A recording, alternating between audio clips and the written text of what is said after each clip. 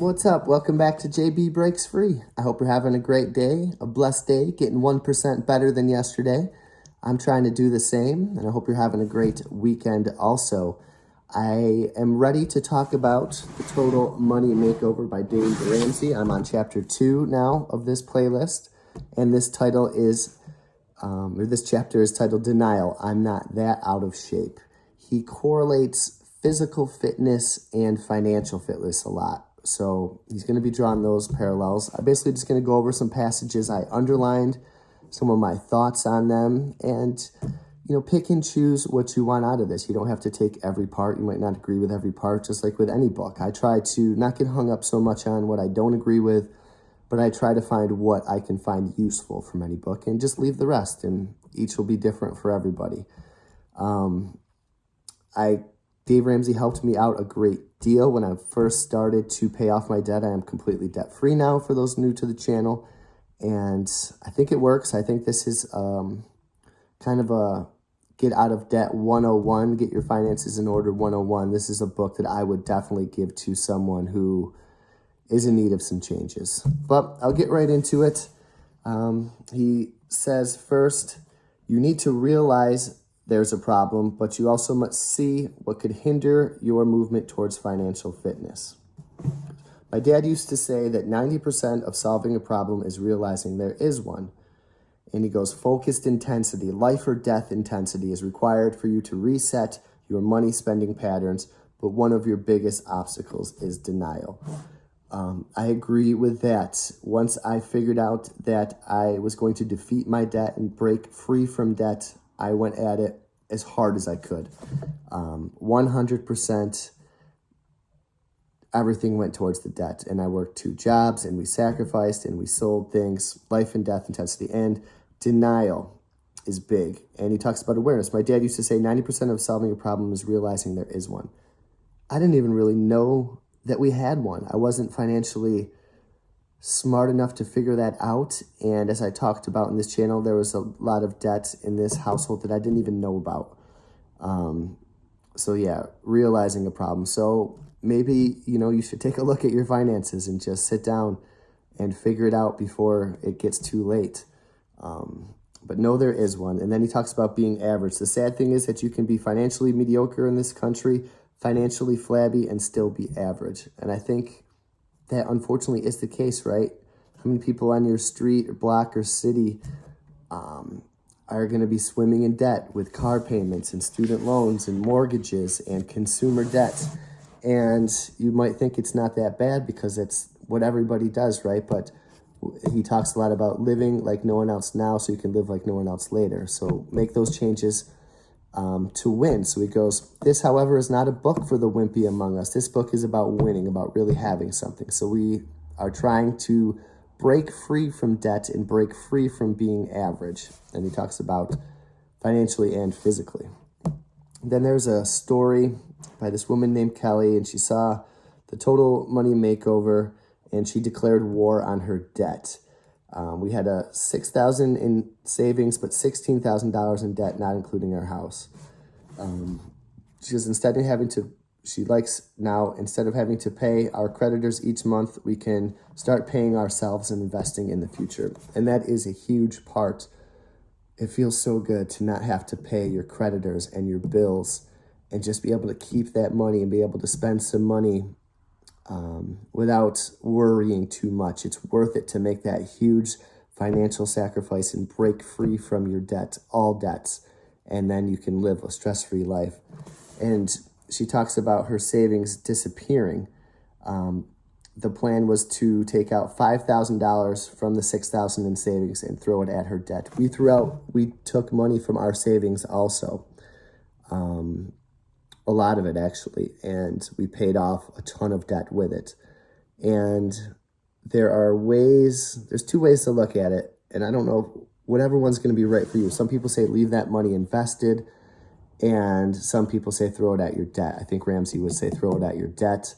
For us, it worked out. I like having lower monthly expenses. I like having no stress of bills, and I like being free from the shackles of debt. So that worked out for us. He goes, this next part of this chapter, don't wait to have denial knocked out of you. So he's like, okay, I'm not that bad. I'm not that bad. But then when something really bad happens, like job loss, then you realize how bad of shape that you are in. And that has something that's always been on my mind also, with the potential to lose my job. So I wanted to put myself in the best position possible to be able to withstand that job loss. This person says their household combined income was about $75,000 per year with normal debts. And they had a small student loan, car loan, only $5,000 on the credit card. Life was under control. Everything was fine. And that's the way it was supposed to be. In May, they moved into a new home, complete with new big payments. In September, Sarah's boss called her into her office. She was excelling at work and was ready for an at-a-girl moment, but the boss explained to her that her job was being eliminated, downsizing. And that's exactly what could happen to me. That speech could come any day, any day. And she was in denial because she had the $5,000 credit loan, the student car loan, or the student loan, the car loan. She was going into a bigger house, and she was not ready for that denial to get knocked out of her. And when something like that happens, like job loss or unforeseen emergencies, then you're really in trouble. Let's see. When you're financially fat, he goes, you can fake it and look good for a while. One of the 4 major factors that keep people from winning in money by getting a total money makeover is not realizing they need one. If life isn't smacking you around at the moment, you are actually in greater danger than Sarah and John the night of the layoff. You're a real candidate for financial mediocrity or even a major crisis brought on by denial.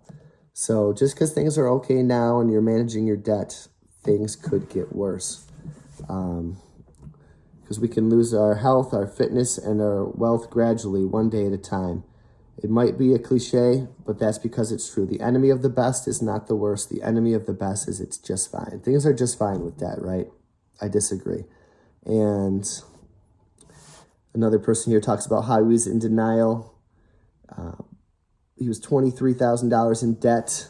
It was from gambling. Someone on this channel had mentioned breaking free from gambling, and that is definitely an issue. I used to gamble, and you get sucked into it and you chase after a while, and the games aren't exciting and life isn't exciting without having a little juice on the game. And I had to break free from gambling for sure. I mean, it was never anything too crazy, but I lost enough, and thankfully I won a little bit back, but it was enough for me to say, this is not for me. I cannot pick who's going to win these games. So break free from gambling out there, because it is a slippery slope, just like with a lot of vices. Very slippery slope. Be careful. I kept losing money to addiction. I never had time to get my feet on the ground.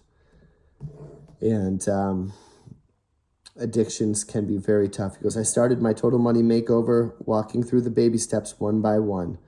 And the baby steps helped me. I don't follow those completely, and I will get into that further in a different video. He talks about the pain of change. I look at the pain of change as like it's working. If something doesn't feel right, if you're super hungry, maybe your diet's working. If you are really having a craving for a cigarette or a beer, your break is working. That's your body changing. Lean into that craving.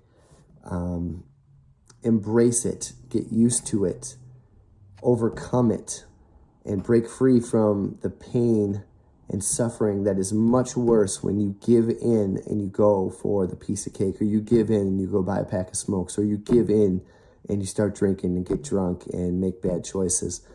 The pain of change, I think, is temporary and much worse than the pain of regret.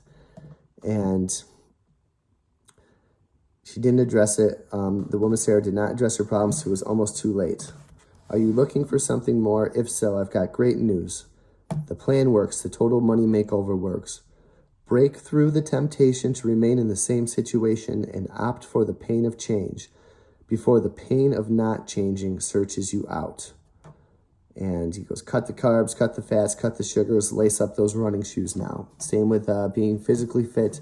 Same with being financially fit. The last part I underline here is we are no longer living a lie. We know where we are. We know where we're going. And we know how we're going to get there. And I think that's huge. Once you come up with a plan, you know exactly where your finances are. Once you come up with a diet, you know where you are physically and the changes that you want to make. Same with financially. Not living a lie of saying, oh, I'm not that out of shape. And you're not living a lie saying, oh, this debt is normal. It's normal to be out of shape. It's normal to be in debt.